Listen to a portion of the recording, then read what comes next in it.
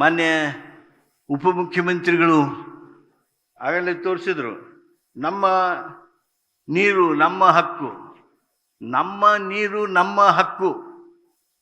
ನೋಡಿ, ಆ ಘೋಷಣೆ ಮೂಲಕ ಕಾವೇರಿ ಭಾಗದೊಳಗೆ ಏನು ದೊಡ್ಡ ಮಾನಸಿಕ ಬದಲಾವಣೆ ಆಯಿತು. ಯಾಕಂದ್ರೆ ನಾವೆಲ್ಲ ಬಡದಾಡ್ತಿದ್ವಿ, 2 TMC ನೀರು ಕಾವೇರಿ ನೀರನ್ನು ತಮಿಳ್ನಾಡಿನವ್ರು ಬಿಡಬೇಕು ಅಂದರೆ ಬೆಂಗಳೂರಲ್ಲಿ ರಸ್ತೆ ನಿಲುಗಡೆ ಆಗ್ತಿತ್ತು. ಅಲ್ಲಿ ತಮಿಳ್ನಾಡಿನೊಳಗೆ ಹಲವಾರು ಹೋರಾಟಗಳು ನಡೀತಿದ್ವು. ಅದರಿಂದ ಬದಲಾವಣೆಯಾಗಿ ಮೇಕೆದಾಟು ಯೋಜನೆ ಮುಖಾಂತರ ನಾವು ಹೆಚ್ಚಿನ ನೀರನ್ನು ಪಡೆದುಕೊಳ್ತಕ್ಕಂಥ ಯೋಜನೆಗೆ ಒಂದು ಹೊಸ ರೂಪ ಕೊಟ್ವಿ, ಕನಸು ಕಂಡುಕೊಂಡ್ವಿ.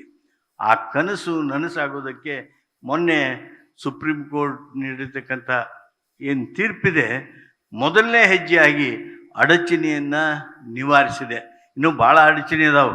ಮಾದಾಯಿ ಇದೆ ಅಲ್ಲ, ಮಾದಾಯಿ ಎಂದೋ ಅಡಚಣೆಯನ್ನು ದೂರ ಮಾಡಿದ ಖರೆ, ಆದರೆ ಇವತ್ತಿನವರೆಗೆ ಅದನ್ನು ಅನುಷ್ಠಾನ ಮಾಡೋದಕ್ಕೆ ಸಾಧ್ಯ ಆಗಲಿಲ್ಲ.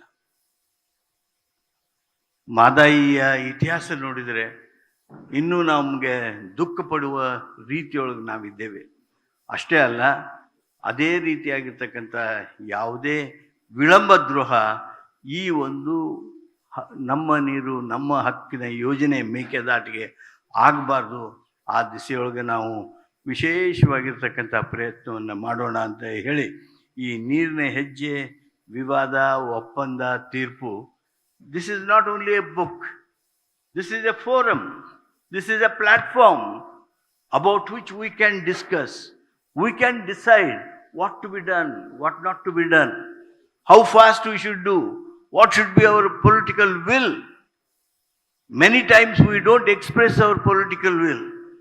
We only repeatedly say that this is the financial difficulty, this is that difficulty, this is this difficulty.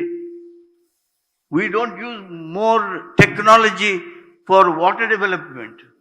ನಾವು ನೀರಿನ ಜಲಸಂಪನ್ಮೂಲವನ್ನು ಬಳಸ್ಕೊಳ್ಳೋದಕ್ಕೆ ಯಾವ ರೀತಿಯಾಗಿ ತಂತ್ರಜ್ಞಾನವನ್ನು ಬಳಸ್ಕೊಳ್ಬೇಕು ಆ ಬಳಸ್ಕೊಳ್ಳೋದೇ ಇಲ್ಲ.